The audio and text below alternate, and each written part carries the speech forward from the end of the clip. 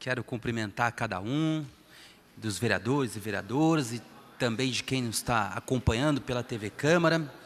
Dizer que eu tenho estado muito alegre nesses dias desse projeto que nós fizemos aqui, que foi de emenda impositiva, junto aqui com um colega vereador, Rodrigo Salomão. Acho que nós agora vamos deixar um legado aqui para essa casa, de que é os vereadores poderem influenciar no orçamento da cidade.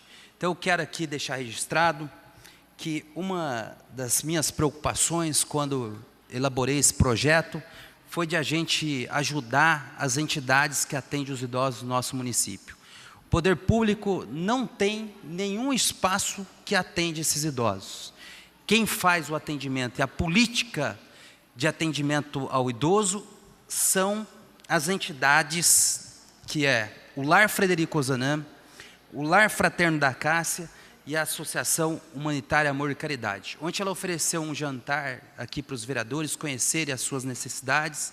Infelizmente eu não pude estar presente por conta de compromissos de estudo, mas eu tenho certeza que cada um recebeu aqui essas reivindicações e vai olhar com carinho para que a gente também possa ajudar essas entidades que cuidam dos idosos aqui no nosso município.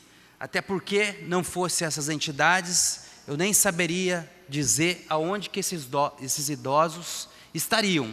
Muitos deles, talvez, jogados ao vento, jogados à rua, porque não tem família. Muitas vezes a família não tem condição de cuidar como deve ser cuidado, e lá eles encontram esse gesto de carinho, e esse gesto que é fazer valer o direito ao idoso. O direito ao idoso, o direito do idoso à educação, à saúde, ele está assegurado pelas leis no nosso país. Nós precisamos fazer cumprir, porque não basta ter lei. O Brasil é o país campeão de boas leis, mas que infelizmente muitas dessas leis não são verdadeiramente aplicadas. O Brasil não tem problema de lei. O Brasil tem problema é de aplicar a lei. Então o Estatuto do Idoso assegura uma série de direitos, mas que ainda no ano de 2018, esses direitos são descumpridos. Então quero aqui chamar a atenção dos vereadores para que olhem com muito carinho as demandas enviadas aqui pelas entidades e que a gente também possa ajudá-las nessa missão nobre, que é cuidar dos idosos aqui do nosso município. Evidentemente que teremos mais algumas reuniões com a Frente Parlamentar em defesa do direito das pessoas idosas, mas eu quero aqui deixar esse recado para vocês, deixar esse pedido de olhar com muito carinho essas reivindicações, para que, quem sabe, a gente consiga ajudar o maior número de entidades possível, porque ajudando as entidades, evidentemente que nós estamos ajudando também as famílias dos idosos e os idosos que lá são atendidos. Também quero dizer que esse fim de semana estive aqui com outros vereadores, discutindo política de moradia com o Coração Valente, que é uma ocupação que está aqui no nosso município. Foi um momento muito, para mim, emocionante, por conta de que vocês que conhecem a minha história, né, a minha mãe também foi sem teto, e a gente conseguiu, através dessa luta, construir nossa casinha também no Conjunto 22 de Abril, e lá conservo ainda meus amigos, mas quando a gente retoma uma luta dessa, é sempre importante a gente lembrar da nossa infância, lembrar da nossa juventude, e eu fiquei olhando muitas crianças lá, né? E a gente que quer ter um Brasil melhor, nós precisamos cuidar das nossas crianças, cuidar dos nossos jovens, colocá-los num caminho correto, que é o da educação, que é do emprego, mas também do lazer, né? Pelo esporte a gente consegue fazer com que as nossas crianças façam uma prática saudável, uma atividade física, mas ao mesmo tempo influenciar na sua formação, influenciar no seu caráter. E é por isso que, enquanto vereador, a gente precisa dar muita atenção à política de moradia. O desemprego agravou, muitas famílias não conseguem nem pagar mais aluguel, essa é a verdade, ou escolhe pagar aluguel, ou escolhe comer muitas vezes, e que a gente precisa é retomar o programa Minha Casa Minha Vida no município. Nos últimos 10 anos, construímos 1.600 unidades. Muitas das pessoas que moravam em área de risco, que moravam também em ocupações que foram desalojadas pela justiça, estão morando nesses condomínios. E agora, nesses 2 últimos anos, a gente ainda não conseguiu construir.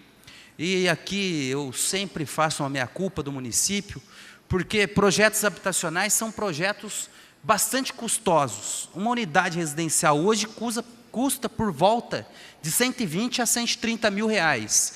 E a gente sabe que depende do apoio do governo estadual, depende também do apoio do governo federal. E por falar em governo federal, esse governo que aí está desmontando os programas sociais, em especial Minha Casa Minha Vida. Já não tem mais empreendimentos sendo construídos,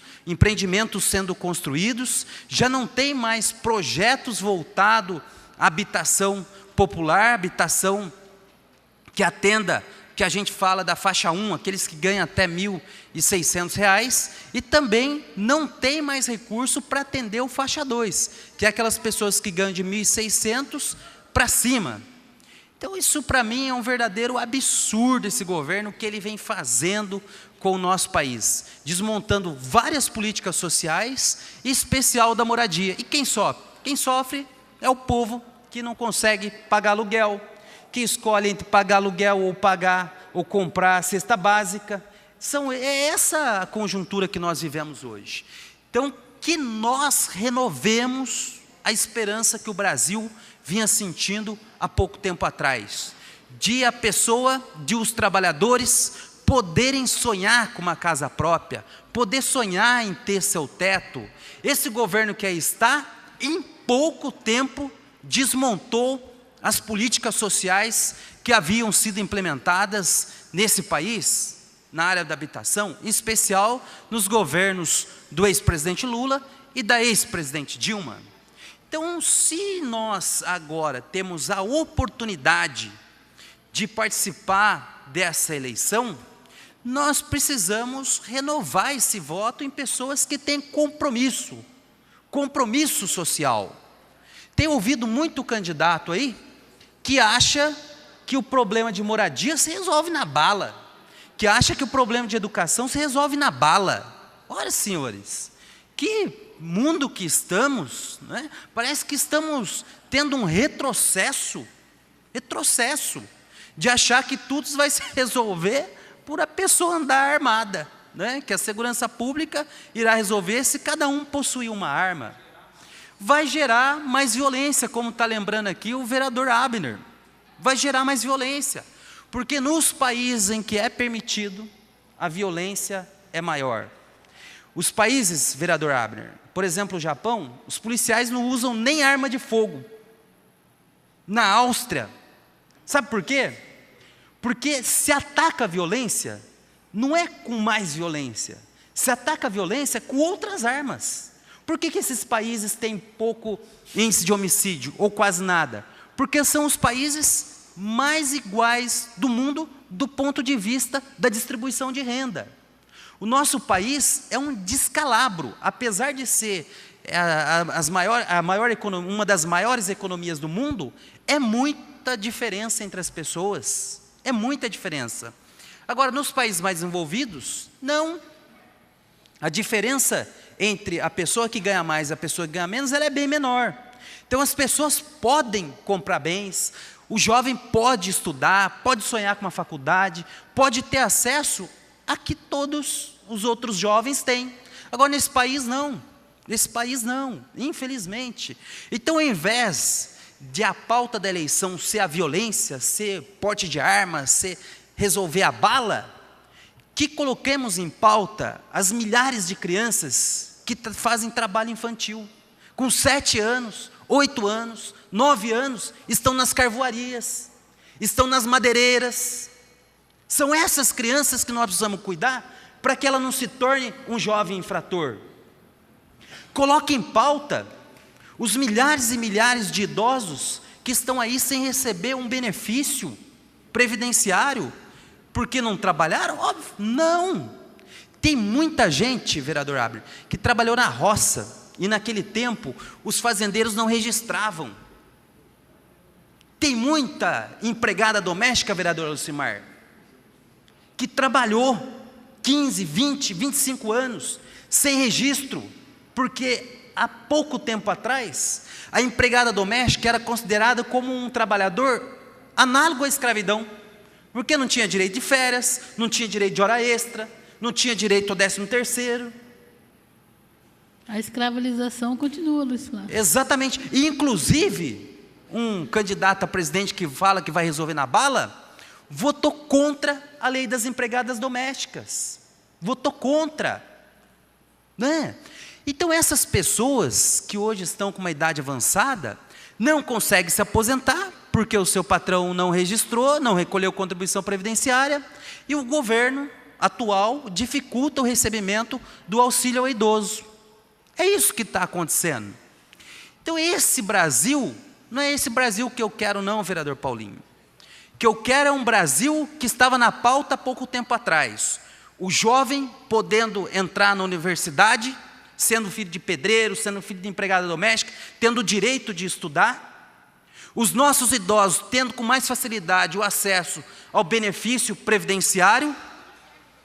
O que esse governo fez? Cortou muitas pessoas. Eu tenho no meu escritório, vereador Rodrigo, pessoas que estão com cirurgia marcada de coração, que o INSS cortou o benefício.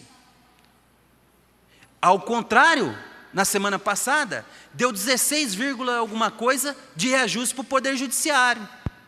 Então, eu ouvi hoje uma frase, que é o seguinte: governar é fazer escolha. E esse governo que está aí, já fez a sua escolha.